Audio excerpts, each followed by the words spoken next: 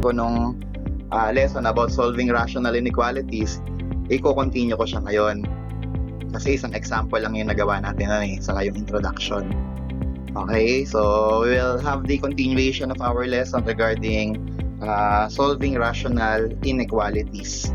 So again, pag sinabi nating inequalities, so these are mathematical expressions or mathematical sentences having the inequality symbol. So meron tayong mga inequality symbols, and those are the greater than, less than,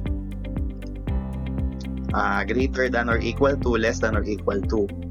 So yan ang laman ng ating inequality. So again, pagka inequalities, so we're expecting that our mathematical sentence should consist a greater than symbol, less than symbol, less than or equal to, at saka greater than or equal to. And then rational, so because the expression are in the form of numerator over denominator. So those are rational inequalities. Kasi kung simple inequalities lang, madali lang naman i-solve yun dahil para ka lang nagsosolve ng equation nun. Pero pag kay rational, medyo mahaba yung solution. Dahil we need to solve and we need to graph. Then we need to express the answer in interval form. Okay, so let's proceed. So, konting review lang. So, example, ang atin talagang procedure in solving rational inequalities is to identify the critical values. Kailangan natin ng critical values, and also we need to have the graph. So, una, kailangan natin ng critical values. Paano makukuha ang critical values? So, i-equate natin both numerator equals 0 and denominator equals 0. And then solve for the value of x. Kukunin natin yung value of x. So therefore, after that, makakapag-graph ka na.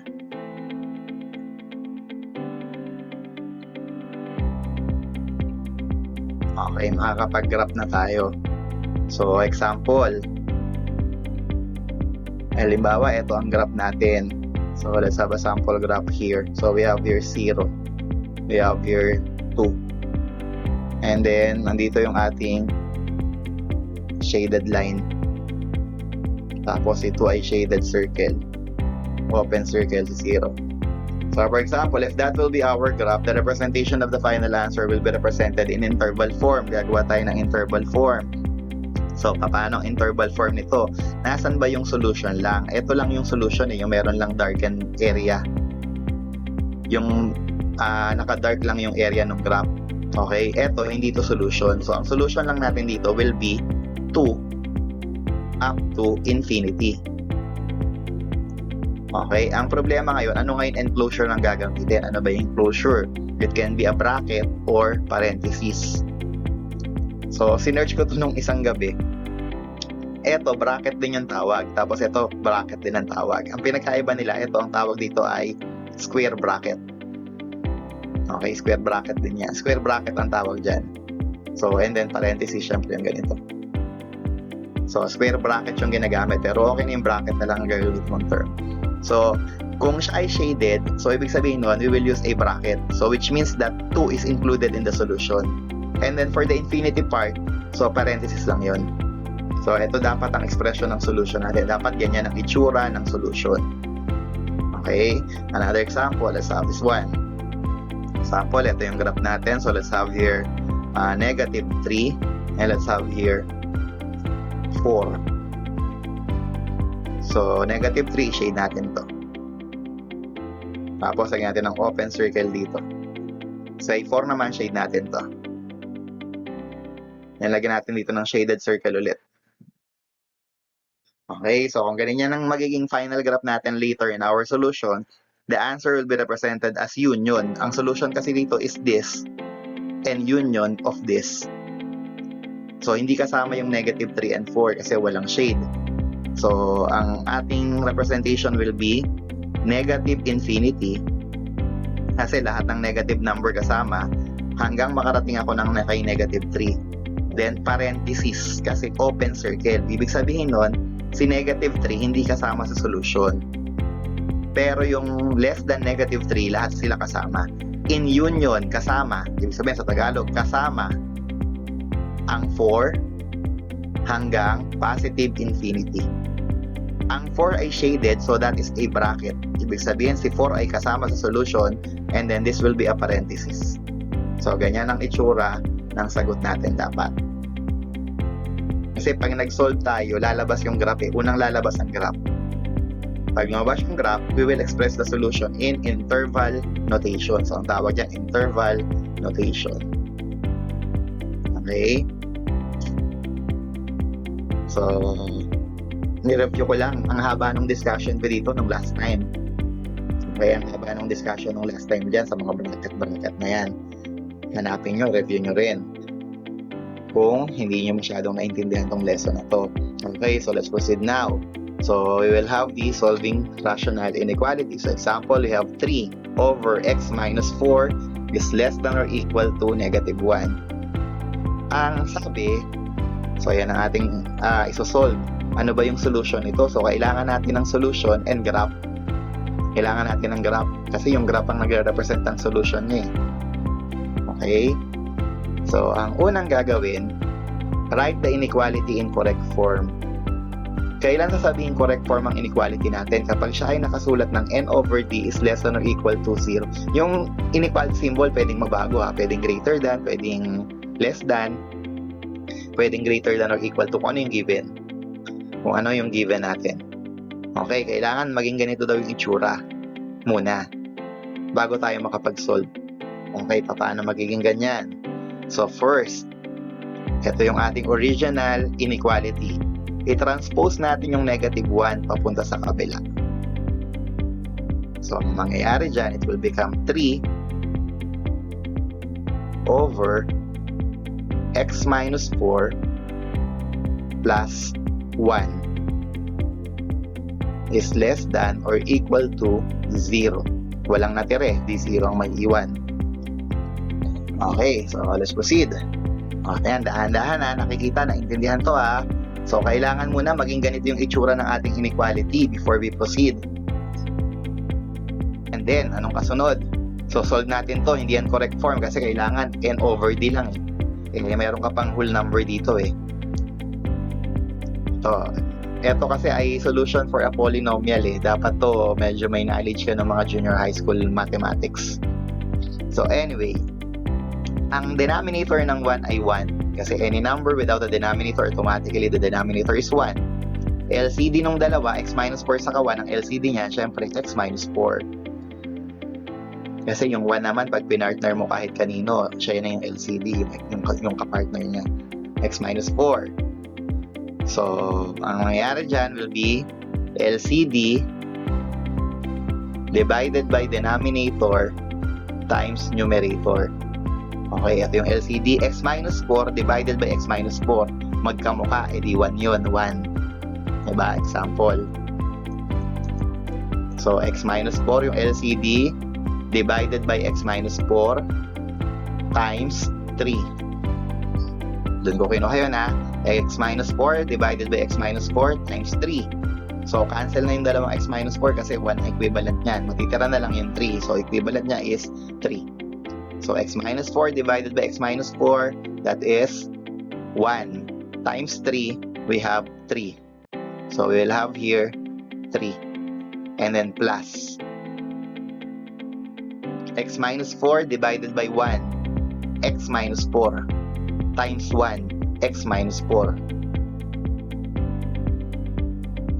Okay, kung ililipat natin ng scratch paper, that will be x minus 4 divided by 1 times 1. So, 1, x minus 4 times 1, x minus 4 pa rin ang sagot.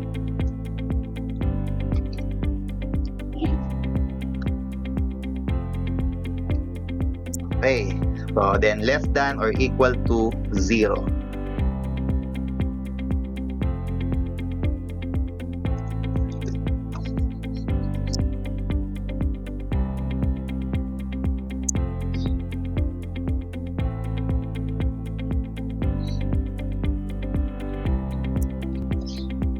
Okay, so tuloy natin. So, ito yung karugtong niya. So, simplify. Combine similar terms. Simplify lang natin to. So, ang mangyayari ngayon dyan will be x. Babalik na rin ko lang muna. minus 4 plus 3. Diba? Nilipat ko lang yung 3 sa kabila para ma-solve natin combine similar terms. Then sa baba, x minus 4 pa rin. Less than or equal to 0. So, x, numerator x, negative 4 plus 3. So solve natin to. Negative 4 plus 3, that is negative 1 over x minus 4 is less than or equal to 0. So, nasatisfy na natin ngayon yung hinihingi ng ating procedure. Naka n over d format na yung ating left side. So, ito ang kanyang correct form.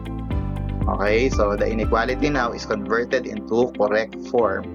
So, ayan ngayon ang ating correct form. X minus 1 over x minus 4 is less than or equal to 0.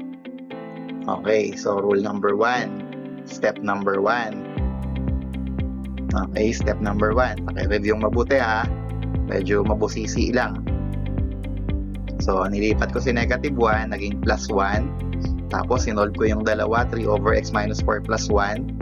So, nag-LCD ako ng x minus 4. X minus 4 divided by x minus 4, 1 times 3, 3. X minus 4 divided by 1 is x minus 4 times 1, x minus 4. And then, simplify. So, ito siya. X minus 1 over x minus 4 is less than or equal to 0. Okay. Step 1. So, again, compare natin sa example ko nung nakaraan. Kung naalala pa or baka konti na lang kami na nakakaalala. So, hindi tayo nag-correct form dito kasi the given inequality is already in correct form. Okay, kinumpare lang natin. Kapag 0 na yung nasa hulihan niya at saka naka n over d na yung nasa left side, automatic naka-correct form na yan. Okay, rule number 2. So, ito na yung correct form natin ha. So, again, we have the correct form of our inequality. Okay, so find the critical values. Hanapin natin ang critical value. So, kinocode natin yung critical values as CV. Paano kukunin ang critical values? Hindi na natin gagamitin to. Baka malito kayo. Hindi na to gagamitin. Gagamitin natin yung correct form. So, equate natin yung numerator at saka yung denominator both to zeros. So, magkakaroon ako ng two solution for my critical value. So, magkakaroon ako ng x minus 1, siya yung numerator, equals 0. So, that will be x equals positive 1. Hindi ko na pala lalagay yung positive. 1 na lang pala siya. Okay, so x minus 1 equals 0. Lilipat yung 1 sa kabila. So, that will be x equals to 1. Okay, pangalawa. Denominator equals 0. So, ang denominator ko ay x minus 4 equals 0. So, transpose negative 4. So, that is x equals 4. Okay. So, ayan yung critical values ko. 1 and 4. Solve. Compare ulit natin. Sir, iba yung nakaraang meeting. Iba yung example nyo nun. Nung nakaraan kasi, tatlo yung critical values nun. Ay, tatlo. Diba? Negative 4, 3, and 1. Kaya siya tatlo dahil quadratic equation yung nasa ibabaw natin eh. So, merong two solutions ang quadratic equation. Merong exponent na 2 eh. Kaya, two solutions. Ngayon, isang solution lang yung ating numerator dahil linear equation lang naman siya. Okay, so dalawa lang yung critical values natin, 1 and 4. 1 and 4, 1 and 4, 1 and 4. Now, make a sign analysis chart. I-analyze ko ngayon yung sign ng 1. So, ito yung critical values ko, 1 and 4. Okay, paano ka mag-a-analyze? Solve the inequality using 1 and solve the inequality using 4. Okay, isosolve ko raw ito, gagamitin ko yung 1. Isosolve ko raw ito, gagamitin ko yung 4. So, meron ulit akong dalawang solution.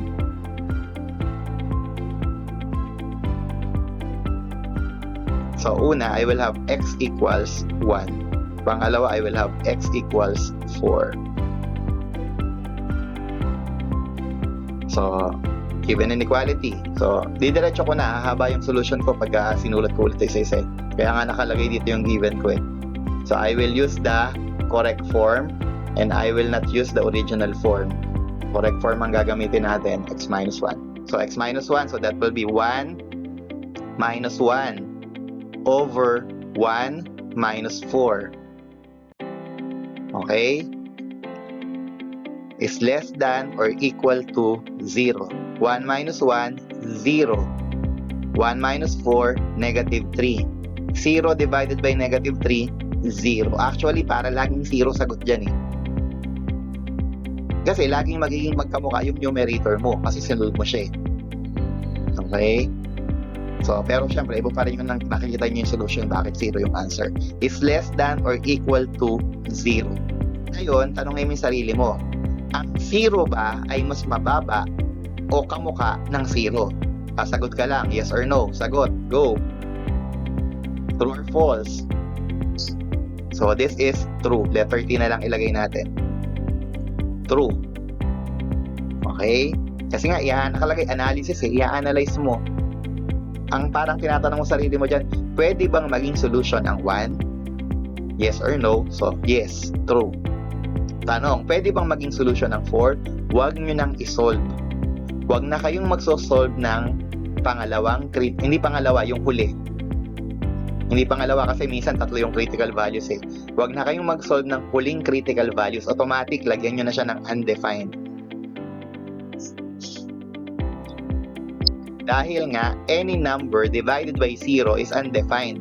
Okay? Hindi pwedeng i-divide ang kahit anong numero kay 0. Hindi mapapaliwanag yon. Diba? Kasi ang mangyayari dito, halimbawa lang sa solve ko para ma-explain lang ko bakit undefined. So, this will be 4 minus 1. Yan yun, no? Dito galing kay x. Pinalitan ko ng 4. Over 4 minus 4. So, that will be equals to 3 over 0. So, cannot be. Diba? 3 over 0 is not a mathematical expression. So, undefined. Walang meaning sa math. Okay, sorry na. Pero, again, there's no need to solve.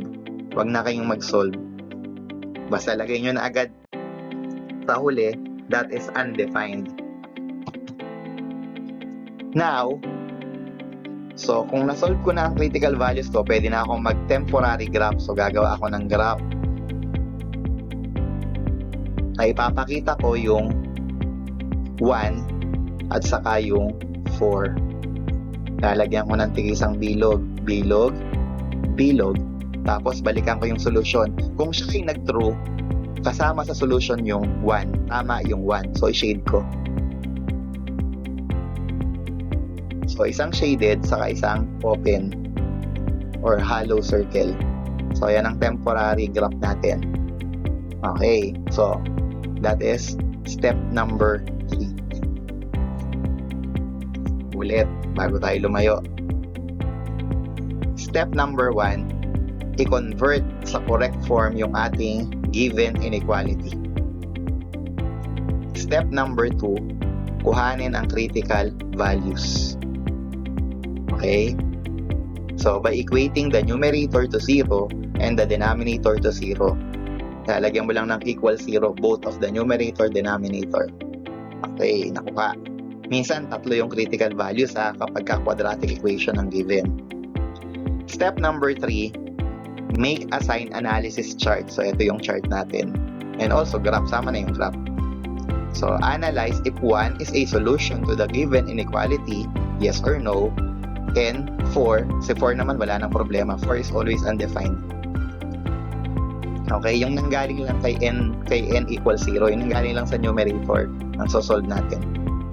So, if that is true, so you will graph that as a shaded circle. If that is false, so that will be an open circle. Okay. So again, balikan natin yung nakaraang example nung nakaraan. So, tatlo yung ating critical values dito. Diba? Dahil quadratic yung equation natin. So, meron kang 0 is less than or equal to 0, 0 is less than or equal to 0, true, at saka meron kang undefined na isa. Okay, compare lang natin nakaraan. Okay, so 4. Ito na yung graph natin kanina. Nilipat ko na dito ha. So, step number 4. Perform the sign analysis. Paano to? Ito ngayon yun. Makinig mabuti. Kukuha ka ng isang numero galing dito. Itetest mo kung true or false. Kukuha ka ng isang number galing dito sa gitna niya. Itetest mo kung true or false. At kukuha ka ng isa galing dito. Itetest din kung true or false. Siyempre, kunin mo na yung sa tingin mo, madali mo masasolve. 1 and 4. Siyempre, ang kukunin ko 2. Itetest ko yung 2.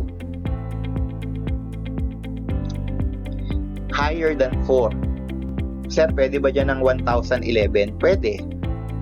Kung gusto mong mahirapan. Sir, pwede ba dyan ng 49? Pwede. Pwede ba dyan ng 84? Pwede. Basta higher than 4. Pero syempre, hindi mo gagawin yun. Pumili ka lang ng mababa para madaling mag-compute. So, 5 ang pipiliin natin. Sir, pwede ba ang 4.1, 4.2, 4.3, 4.4? Pwede. Pero wag ka nang kumuha ng decimal.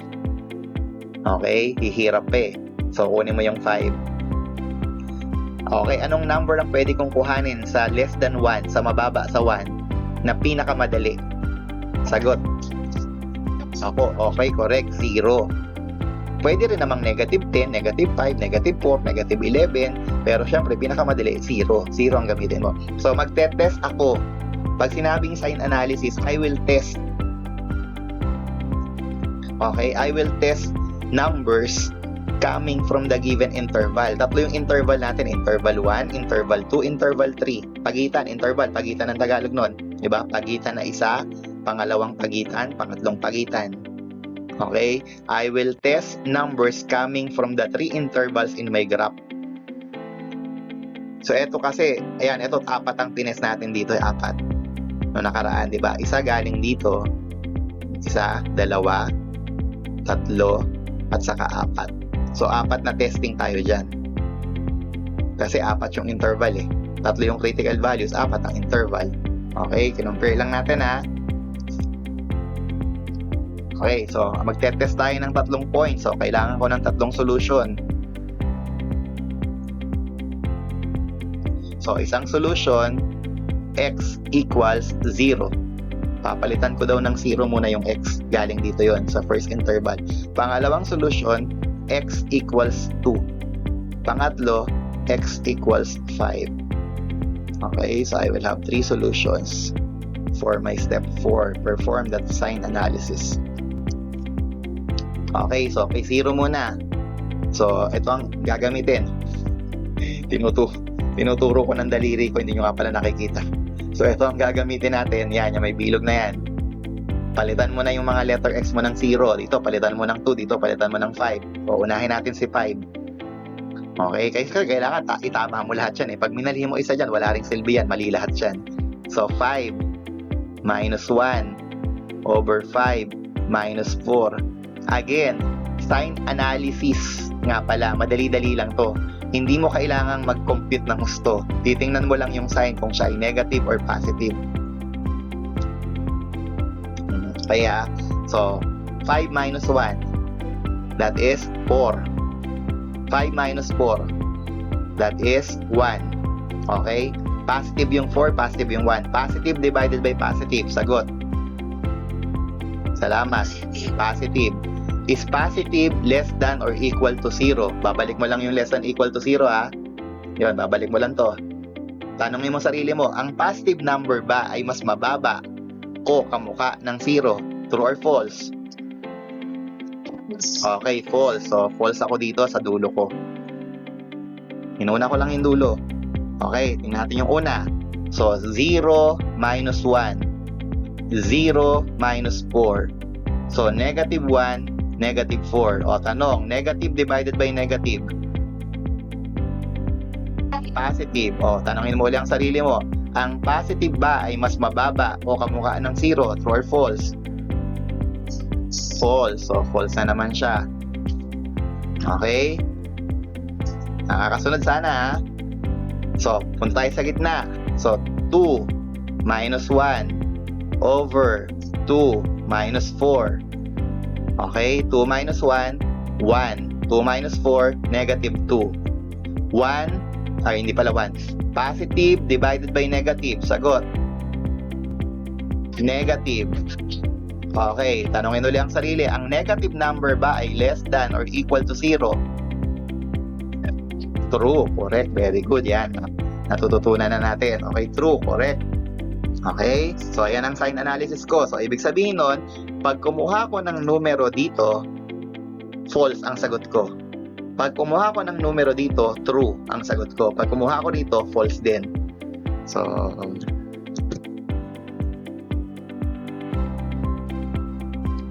okay, so ibig sabihin nun, hindi ito solution. So, hindi walang shade.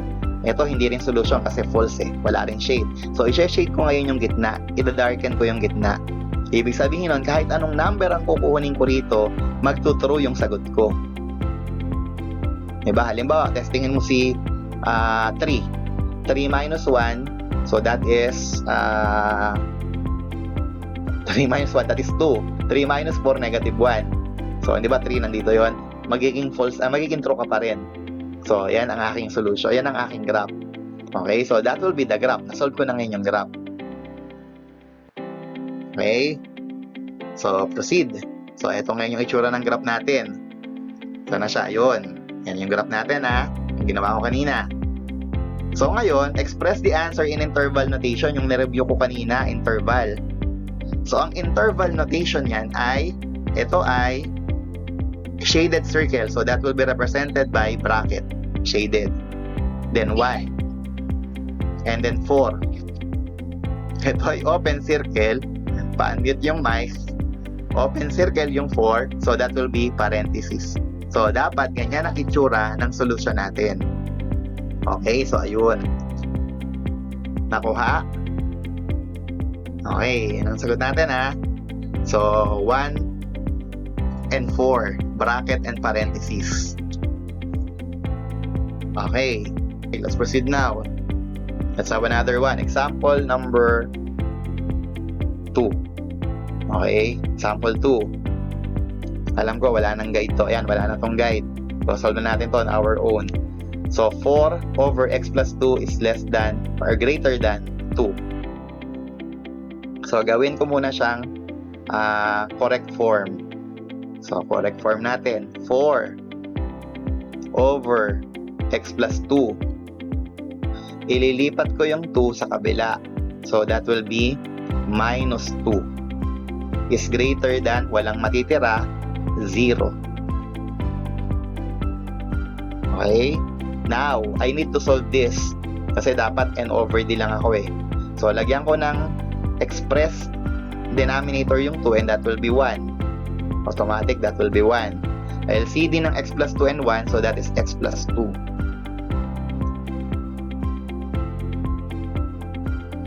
X plus 2 divided by x plus 2, 1 times 4, 4.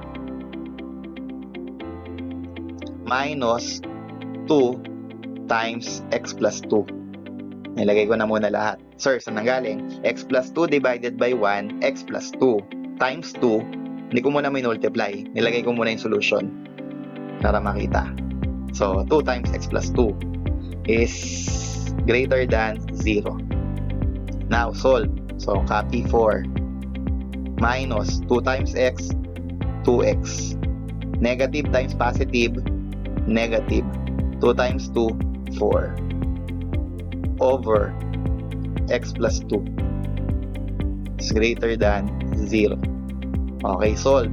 4 minus 4.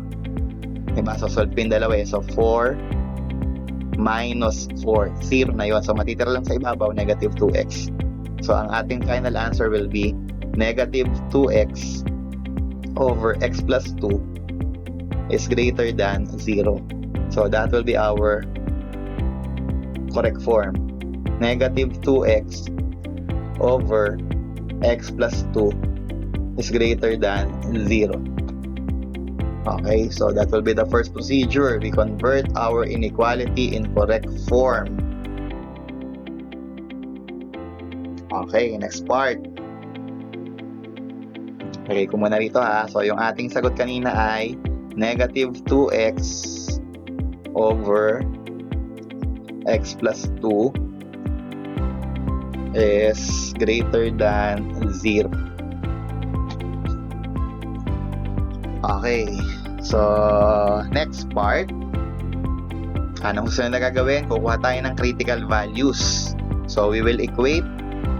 So, ito yung first procedure natin. Lagyan natin ng number 1. Okay, number 2. So, equate natin si numerator kay 0.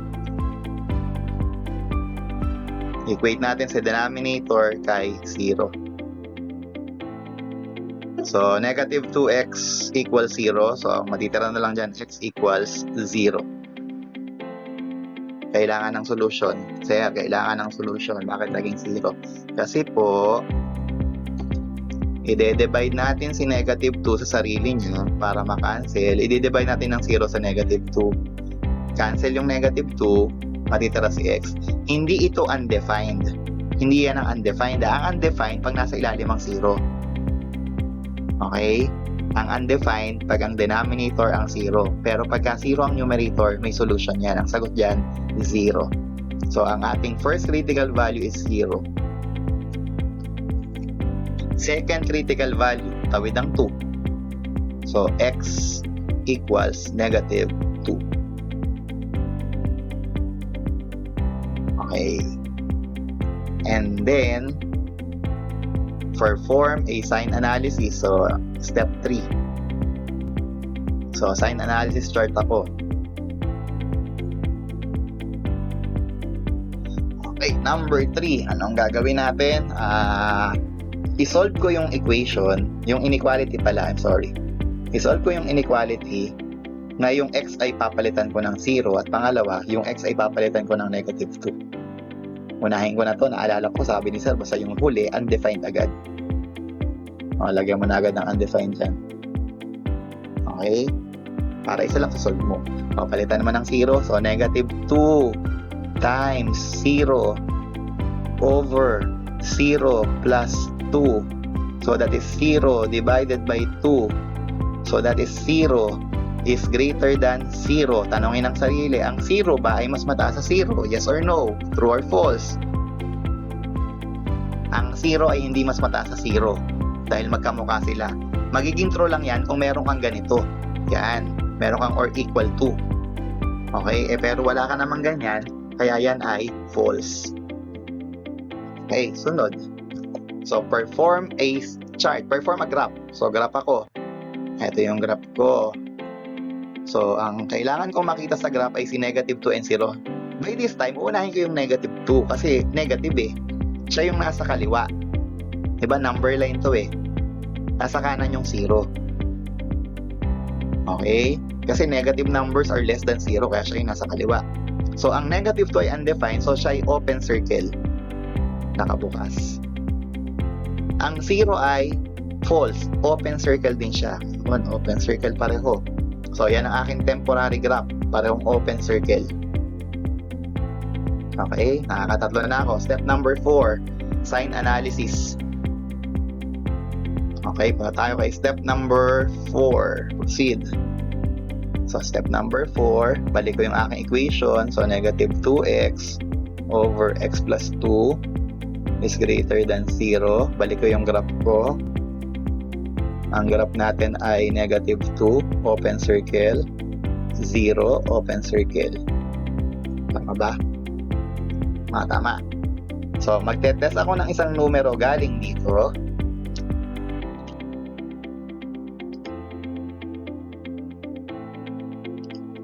Okay, so I will test one number coming from this interval and one coming from this and another one coming from this.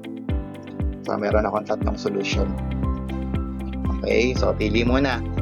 Ang gagamitin ko rito ay negative 3. Dito, ang gagamitin ko negative 1. Dito, gagamit ako ng 1. Yun yung pinakamaliliit na number na pwedeng matagpuan sa kanila.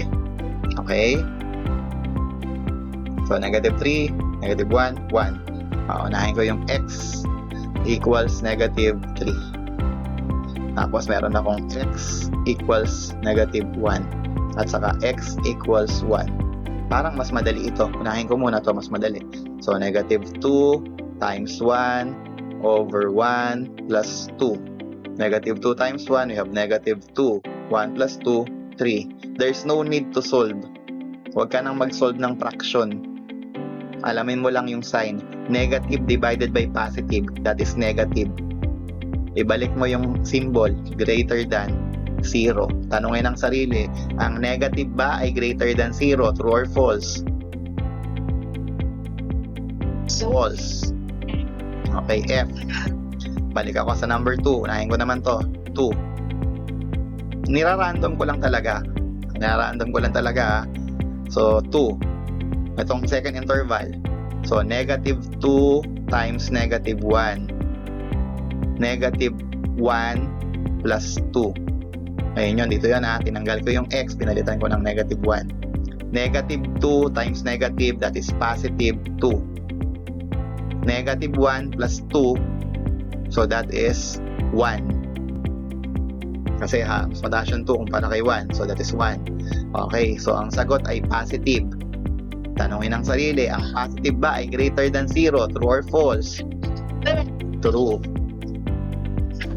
Okay, correct. Okay, so una tayo. So, that is negative 2 times negative 3. Negative 2 plus 2. Okay? Mali. Anong mali ko? Hindi pala 3. Saan ako kumuha ng 3? Tama pala 3. Nasa unahan nga pala ako dito kasi nakatingin sa pangatlo. Yung una nga pala, tama pala, negative 3. So, ang mali ko rito, dapat ito ay negative 3. Sorry, ito yung mali. Yun. So, negative 3. Negative times negative, that is positive 6. Negative 3 plus 2, that is negative 1. Positive divided by negative, that is negative. Ang negative ba ay greater than 0? True or false? False. So, balikan ko yung chart ko. Saan ako mag-shade? Interval A, interval B, interval C. Saan ako mag-shade? Sagot, A, B, C. Okay, correct. Very good. Mag-shade ako ng konti kay B. Lilinawan ko yung linya ng interval B. Okay, so ayan yung final graph ko. So, ang aking rule number 5 or step 5. Actually, marami yung steps sa module. Binawasan ko na lang siya. Okay, so ang step number 5 ko, I will have my final graph. Final answer na to eh. So, ang aking final graph is this. Negative 2 and 0. Parehong open circle. Ayan, mas maganda yata. Huwag ko nalagyan ng buhit eh. Ayan, open circle pareho. Then, shaded yung gitna. Yun. Then, ang ating final solution, dahil open circle yan, parenthesis, negative 2. And then 0. Open circle to, parenthesis. So, yan yung final answer. So, this will be the final answer.